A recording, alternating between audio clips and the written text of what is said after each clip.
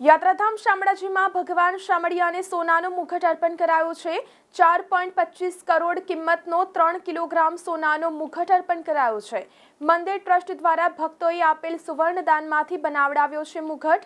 Shri Hari creation અમદાવાદના કારીગરોએ ખાસ તૈયાર કર્યો સુવર્ણ મુગટ। 10 થી વધુ કારીગરો દ્વારા 3 માસ જેટલા સમયમાં મુગટ તૈયાર કરવામાં આવ્યો છે।